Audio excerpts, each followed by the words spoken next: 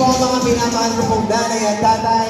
Palakpakan po natin, Vice Mayor Gia Bienza at Yorme Iso Moreno Domagoso. Ang panlaban ng lahat.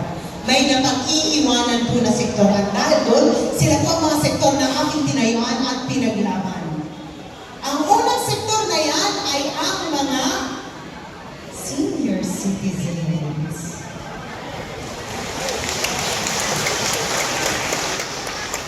Taas po ang kamay ng mga senior citizens dito ngayon. Hindi nyo naman sinabi na kayo pala ay seniors. Akala ko mga teenagers lang kayo.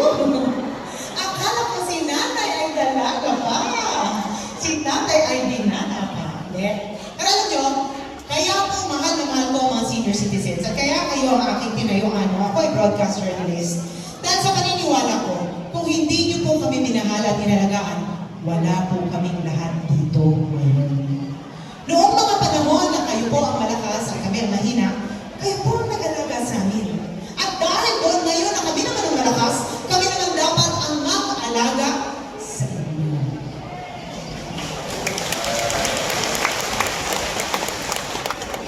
Tinignan ko po yung mga ginawa ni Yorme nung siya ay alkalde ng Maynila at nakita ko, mahal na mahal niya ang mga senior citizens. Naramdaman niyo po ba yun? Tingin ko mahal na mahal niyo nga kasi minsan nakakakita po ako ng senior citizen na naka-wheelchair. Pag nakita si Yorme, tumatayo at tumatalon bigla at napapalaan at sumisigaw pa na bumalik ka na. Kaya sabi ko, mahal na mahal ka ng mga nanay at tatay. Naaalala niyo ba ng panahon ni Yorme? Kumakatok ang gatas na ensure sa inyong mga bahay?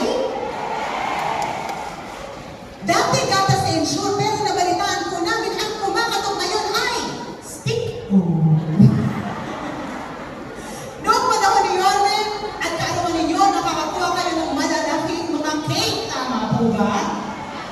Ngunit nabalitaan po namin ang malaking cake na to ay naging cupcake. At siya rin ang nag-umpisa ng pensyon na 500 na nakukuha niyo noong 500 per month na nakuha niyo every quarter. Naalala niyo po yun? Sabi ko, mahal na mahal mo nga ang aming mga nanay at tatay at tayo dyan. Check. Pareho tayo, first love. Ang pangalawang sektor na aming tinayuan ay ang ating mga kapatid na may kapansanan. Hindi ko po alam kung alam niyo, ngunit kami po ay nag-ampo ng 2 batang may kapansanan. Isa pong bulag at isa naman po may kondisyon ADHD. Malaki na po sila ngayon. Ang hirap po pala ng may kapansanan. Kaya dapat ang gobyerno sila po ay pinaglalaban at tinutulungan. Tinignan ko ang ginawa ni Yorme nung siya ay alkalde ng Maynila at nakita ko, mahal din po niya ang mga PWDs. In fact, dahil nga po sa Job Inclusivity Act, ang ibig sabihin, ang mga senior citizens at PWDs maaari pong magtrabaho dahil yan kayo rin. Ang pangatlong sektor na aking tinayuan ay, pero bago yun, alam ko si Yorme ay batang tondo. Tama po ba ako? Alam ko, anak siya ng tondo. Ako naman po ay batang bukid. Hindi po ako lumaki sa farm. Ako po ay lumaki sa St. Andrews Field. Alam niyo po ba saan yan? Sa San Andres Bukid, Manila. At marami po sa aming barangay ay mula po sa Muslim community. At nakita ko po ang kagandahan ng kanilang kultura. Kaya tinato ko sila bilang kapatid, kapamilya. Tinignan ko mga ginawa ni Yorme nung siya ay alkalde ng Maynila at nakita ko, mahal na mahal po niya ang Muslim community. Siya po ang kauna-unahang alkalde na nakagawa ng Islamic Cemetery at Manila Muslim Affairs. Ngunit, magsusumbong lang ako, tayo-tayo lang naman. Alam niyo po kamakailan, sinarado po ng administrasyon to ang Manila Muslim Affairs.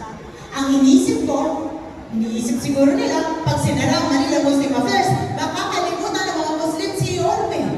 Tingin niyo po ba makakalimutan ng mga Muslim si Yorme?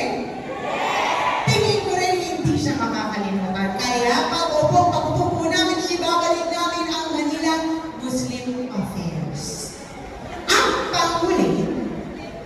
bago yun, magkukwento muna ako. Alam niyo, ako po nasa kolehiyo 25 years ago. Kailangan ko lang po talagang sabihin na ako po ay nakagraduate 25 years ago. Dahil akala ko nung iba, 25 years old na po ako. 43 years old na po si Chi Atienza, may 3 anak at halos 20 taon na po akong may asawa. Hindi na po ako dalaga. Dalaga po ako. Pero ang totoong gusto ko ikwento, nung ako po ay nasa kolehiyo, nag-aral po ako sa De La Salle University. Ang sabi po ng aking ama, kailangan ko na daw magtrabaho dahil ako daw ang magbabayad ng tuition fee ko. Buti na lang, alkalde po siya ng Maynila noong mga panahon na yun. Buti na lang na-discover po ako ng ABS-CBN at ginawa po niya akong artista. Kaya working student po ako noon. Kilala niyo si Heart Evangelista? Sikat si Heart Evangelista, tama po ba ako? Si Heart Evangelista sumikat, si Chi Atienza hindi po sumikat. Pero okay lang po. Dahil naniniwala ako, kaya ako pinadaan ng Panginoon doon para makita ang kalagayan ng ating mga kapatid na parte ng LGBTQ+ community. Mahirap po minsan ang kanilang buhay dahil hindi po patas ang kanilang panlaban. Meron pong diskriminasyon pagdating sa oportunidad. Dahil doon sila po ay aking tinayuan. Tinignan ko si Yorme at nakita ko. Mahal din po niya ang mga LGBTQ+ community.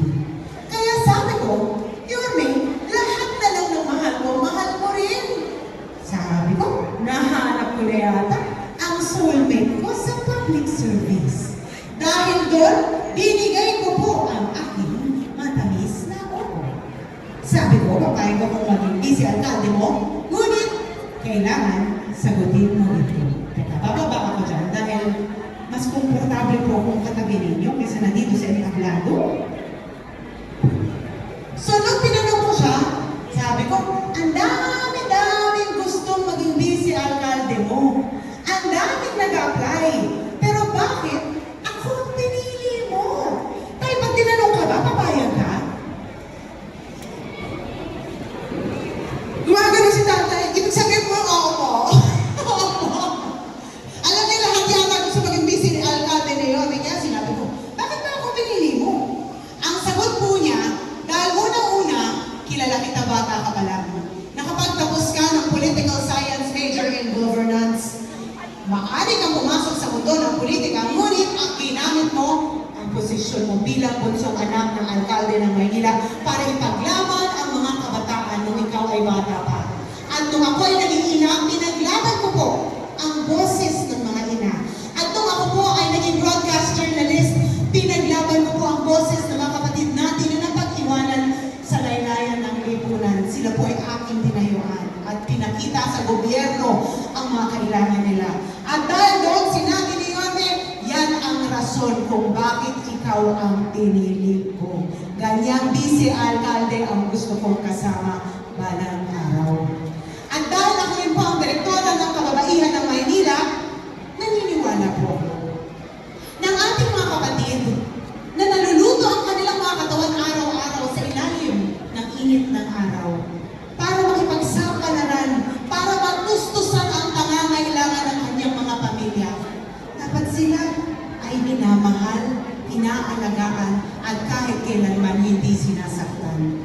At ang ating mga kapatid na nawalan na ng pag-asa dahil hindi po sila marunong tumayo sa kanilang mga paa, Nay, dapat sinusuportahan ng livelihood. At nung sinabi ni Yorme sa akin na susuportahan niya ang programang livelihood para sa mga Manileño, ang sinabi ko po sa kanya, ipaglalaban kita hanggang sa dulo ng mundo dahil naniniwala ako na ikaw ang karapat-dapat na alkalde dito sa lungsod ng Maynila.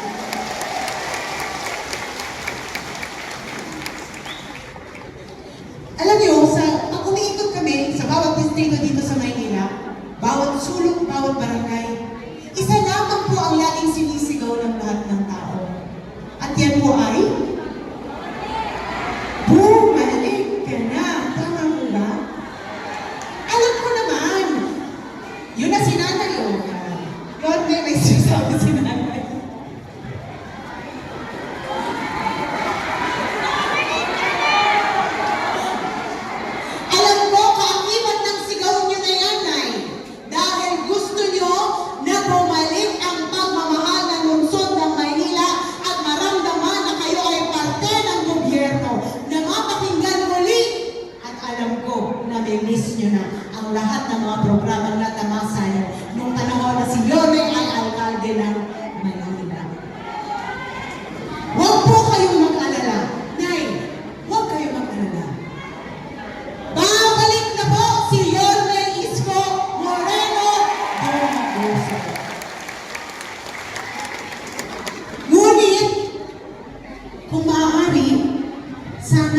isama niyo na rin po si Chi Atienza.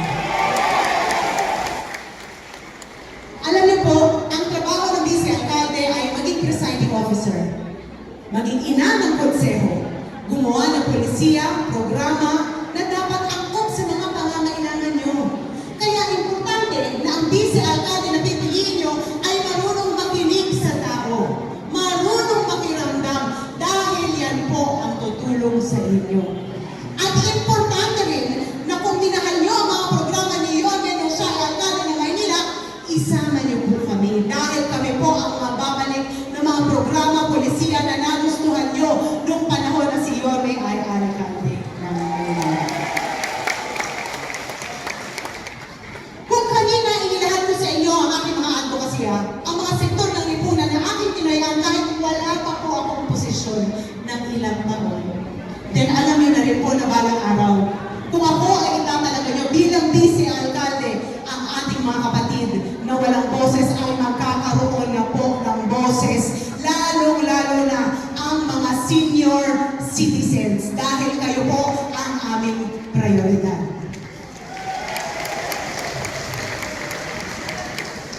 Alam ko naman din po kung bakit sumisigaw kayo mga nanay at tatay na bumalik si Yorme.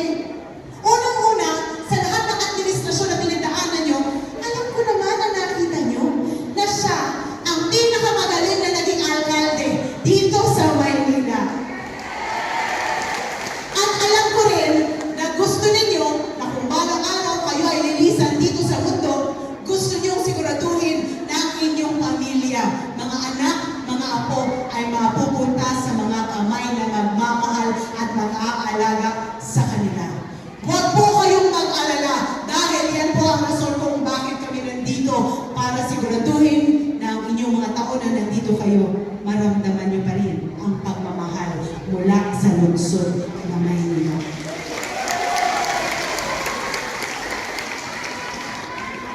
Alam niyo po, sa bawat distrito na aking inaalisan, ako po ay nag-iwan ng alaala. Sabi niyo maganda ako, pero papangit po ako, Nay. Ayoko kasi na maalala lang ay ang aking mukha. Grabe, thank you. Alam niyo po, ang mukha, bumabago.